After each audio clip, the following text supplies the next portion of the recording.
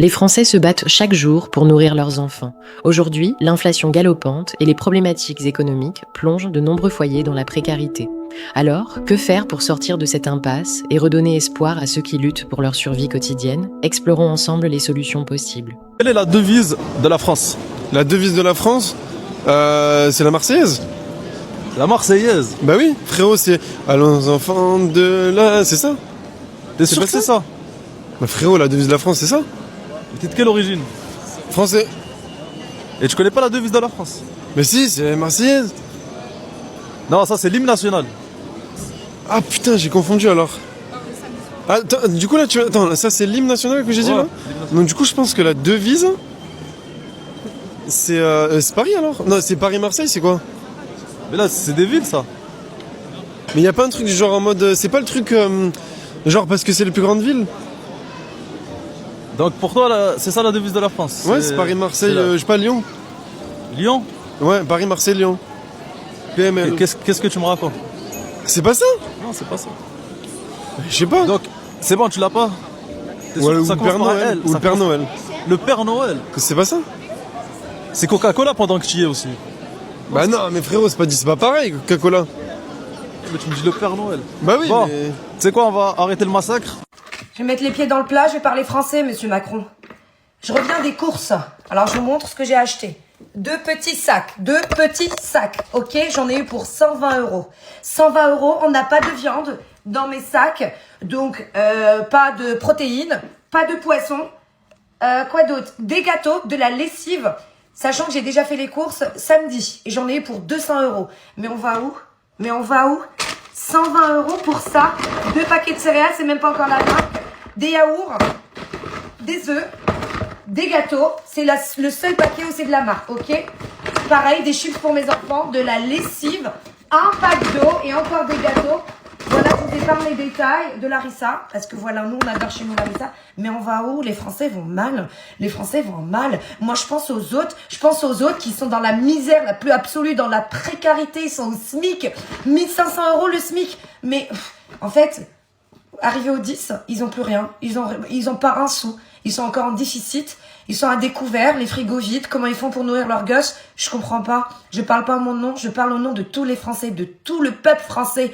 C'est bien TikTok, on rigole, on danse, voilà, ça blague, etc., etc. Mais TikTok, c'est pas que pour ça. TikTok aussi, ça permet de faire passer les messages. Le gouvernement français, il fait rien du tout pour les Français. Il donne notre argent, parce que nous, on paye les impôts. À droite, à gauche, pour faire les guerres, il faut aller se battre, mais c'est déjà la guerre. La guerre dans notre pays, les Français, ils se battent chaque jour, d'accord, pour nourrir leurs enfants. Il y en a qui mangent un repas sur deux, d'autres qui mangent pas du tout, pas de viande, je sais pas moi, en déficit calorique, obligé, parce que c'est comme ça, c'est pas autrement, sinon ils vont pas payer les autres factures, le loyer, l'électricité, le gasoil de la voiture pour aller bosser.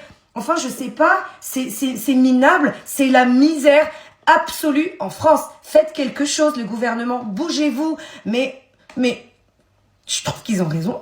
Ils se bougent pas. Pourquoi? Parce que le peuple, il cautionne. Je dis pas qu'il faut aller faire la guerre, absolument pas. Mais il faut parler de son mécontentement. Il faut s'exprimer, il faut le dire. Cache, pistache. Monsieur Macron, sortez les Français de la misère. Monsieur Macron, il faut les sortir de la misère.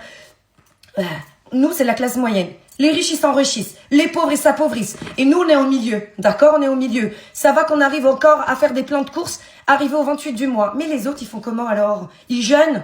Ils jeûnent? Non. Je suis pas contente, c'est un coup de gueule. Eh oui, j'aime pas ça. Je suis désolée. Navrée. Un pot de Nutella. Bah, bien sûr, parce que les enfants, faut qu'ils déjeunent. Donc, un pot de Nutella. Je parle pas pour moi, encore une fois. Je suis pas concernée. Un petit peu, peut-être, quand tu ne peux plus voyager. Pas comme tu le souhaites. D'accord? Ça, c'est de l'extra. Mais on s'en fout de l'extra. Les priorités, c'est quoi? C'est de manger. Avoir à manger dans son assiette. Non, les gens, ils peuvent plus se nourrir en France. Vous avez conscience de cela ou pas? Je sais pas.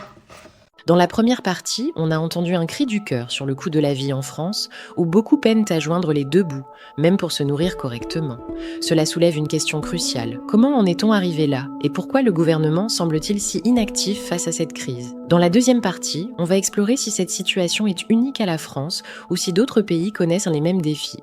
D'abord le pass numérique, maintenant ils veulent interdire les VPN. Au Vietnam, 86 millions de comptes bancaires bloqués parce que les gens ont refusé l'identité numérique. Tu scannes pas ton visage, tu donnes pas tes empreintes, on te coupe l'accès à ton argent. Et l'Union Européenne pousse exactement le même système. Tu crois que ça peut pas arriver en France? Article 19 de la Déclaration des droits de l'homme, tout individu a droit à la liberté d'opinion et d'expression par quelque moyen que ce soit. Et là, ils veulent interdire les VPN pour lutter contre les contenus illégaux. En vrai, pour surveiller tout ce que tu fais. Ton argent à la banque, il est bloquable, ton compte, il est bloquable, ton accès internet, il est surveillé. Bienvenue dans le futur qu'ils préparent. Le 4 février à 20h, on te montre la seule chose qu'ils ne peuvent pas contrôler. Avec mon plan anti-système complet, je te laisse commenter live en commentaire et je t'envoie le lien pour réserver ta place par message privé. J'ai une question pour les gens qui disent « Ouais, la France est foirée, il faut absolument quitter la France pour pouvoir trouver un CDI, avoir de meilleures opportunités, etc. etc. » Est-ce que vous êtes au courant qu'actuellement, en 2026, c'est foiré partout? Genre en mode, vous dites ça comme si la France était le seul pays où il y avait une crise économique, une crise des emplois, qu'il y avait trop d'étudiants pour le nombre d'entreprises après les études. Parce qu'en vrai, je vois trop de posts comme ça qui disent que ouais, c'est mieux d'essayer d'aller à l'étranger pour trouver son emploi et tout. C'est bien d'aller à l'étranger pour avoir de l'expérience, c'est vrai. Mais là, franchement, on est en 2026 et je vous jure, en sachant que j'habite en Angleterre, je vois très bien que à Londres, cette situation auquel vous vous plaignez en France, c'est exactement la même chose qui se passe à Londres.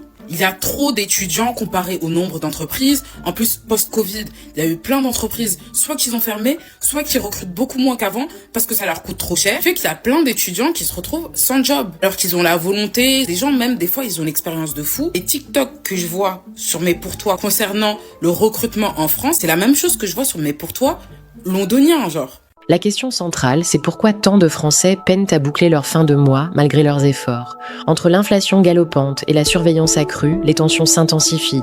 Face à cette précarité grandissante, comment la société peut-elle faire entendre sa voix et trouver des solutions viables? À vous de voir, à vous de réagir. En ce moment en France, c'est la merde. Des grosses problématiques économiques, des problématiques sociales. Je suis pas un économiste, moi je suis juste entrepreneur depuis que j'ai l'âge de 20 ans. D'ailleurs, si tu veux suivre un petit peu mes aventures et un petit peu mes opinions, n'hésite pas à t'abonner. Mais en ce moment, on peut voir que la France, c'est la catastrophe. Aujourd'hui, l'inflation, évidemment, depuis des années, elle ne suit pas avec le pouvoir d'achat des Français. Il y a une grosse problématique de violence et d'insécurité en France. Le déficit du budget de la France, il est catastrophique aujourd'hui. Franchement, si vous ne trouvez pas vous-même des solutions, et en fait, je pense que vous allez droit dans le mur.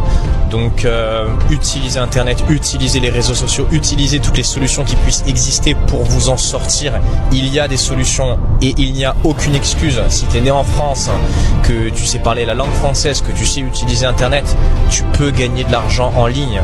Il y a plein d'opportunités, donc arrête d'être passif et sois dans l'action.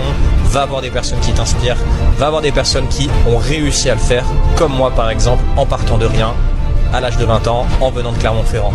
N'hésite pas à t'abonner si t'as bien kiffé ce petit réel.